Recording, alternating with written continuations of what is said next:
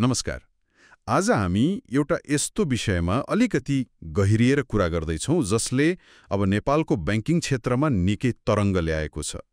त्यो हो बैंकहरूको बढ्दो गैर बैंकिङ सम्पत्ति, जसलाई अङ्ग्रेजीमा नन बैंकिङ एसेट्स वा एनबिए भनिन्छ। अनि यो छलफल नेपाल राष्ट्र बैंकले भर्खरै सार्वजनिक गरेको चालु आर्थिक वर्षको चैत मसान्तसम्मको तथ्याङ्कमा आधारित छ। हाम्रो उद्देश्य चाहिँ यो किन बढ्दैछ र यसको अर्थ के हो भनेर बुझ्ने प्रयास गर्नु हो। अनि हामी कोसिस गर्नेछौँ कि यो अलि प्राविधिक जस्तो सुनिने विषयलाई हैन सरल बनाएर प्रस्तुत गरौँ। यो एनबिए किन बढ्यो, अब यसका कारण के हुन् र यसले बैंकिङ क्षेत्र र समग्र अर्थतन्त्रमा कस्तो असर पार्न सक्छ भन्नेमा केन्द्रित रहन्छौँ। ल त्यसो भए सुरु गरौँ यही गैर बैंकिङ सम्पत्तिबाटै।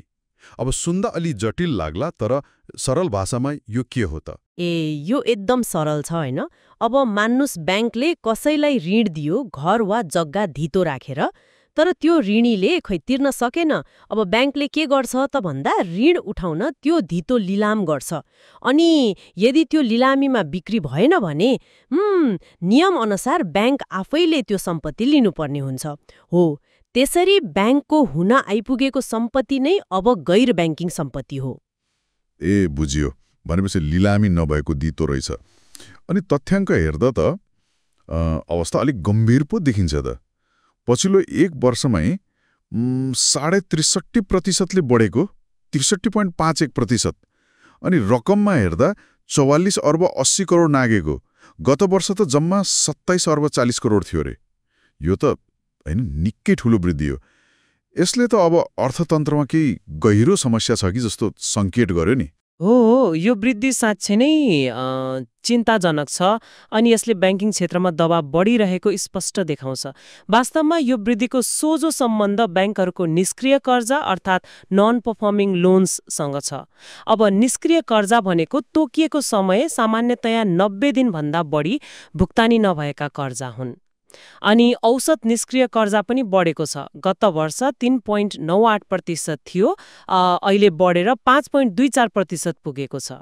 ए भनेपछि खराब कर्जा बढ्यो अनि त्यसैको परिणामस्वरूप यो गैर बैंकिङ सम्पत्ति पनि थुप्रियो। तर बैंकहरूलाई यसरी सकारेको सम्पत्ति बेच्न चाहिँ किन यति गाह्रो भइरहेको छ त अहिले? यसको मुख्य कारण त अब अर्थतन्त्रमा देखिएको समग्र सुस्तता नै हो।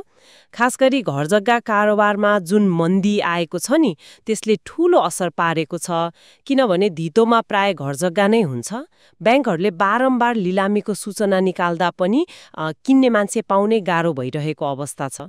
त्यसबाहेक अब समग्र व्यापार व्यवसायमा कमी, आयात निर्यात घट्नु, शेयर बजारको अस्थिरता, यी सबैले गर्दा मानिसहरूको आम्दानी र कर्जा तिर्ने क्षमता घटेको छ।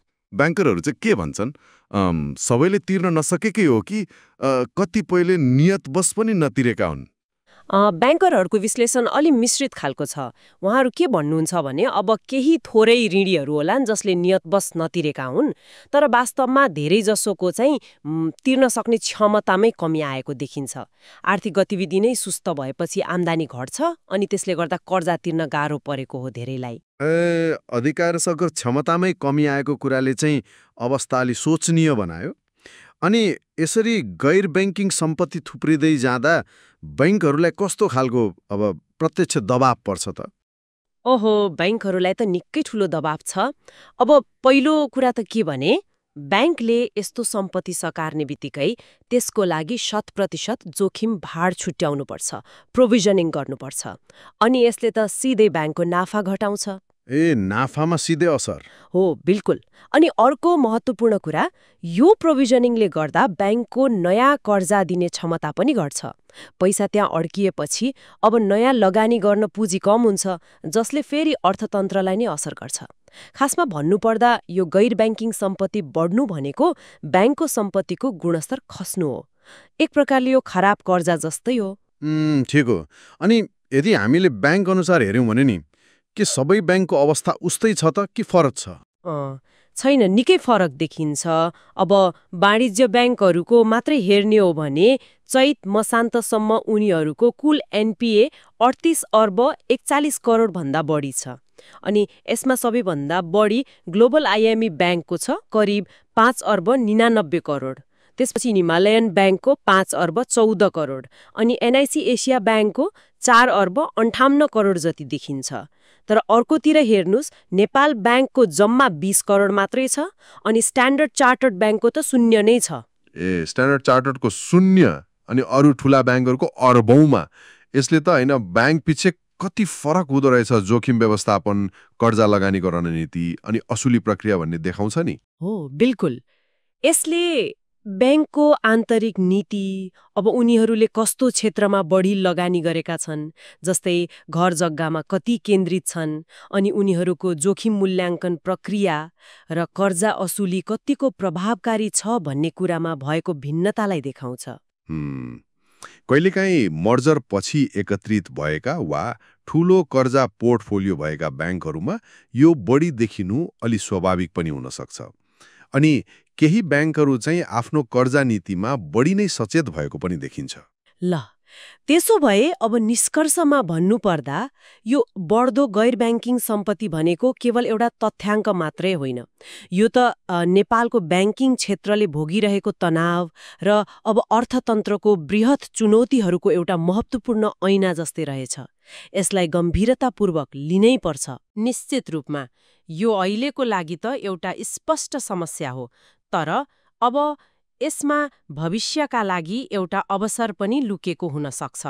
भोलि जब आर्थिक गतिविधिले गति लिन्छ, होइन, ब्याङ्कहरूले यी सम्पत्तिहरूलाई कसरी कुशलतापूर्वक व्यवस्थापन गरेर बिक्री गर्छन् भन्ने कुराले उनीहरूको दीर्घकालीन स्वास्थ्य कस्तो रहन्छ भन्ने निर्धारण गर्नेछ। हो, अनि अन्तमा एउटा प्रश्नमा सोच्न छोडेर जाउँ। अब अहिलेको यो अवस्थाले भविष्यमा ब्याङ्कहरूलाई आफ्नो कर्जा दिने तरिका र जोखिम मूल्याङ्कन गर्ने प्रक्रियामा कस्तो र कति परिवर्तन ल्याउन बाध्य पार्ला? यो चाहिँ आगामी दिनहरूमा हेर्न लायक हुनेछ।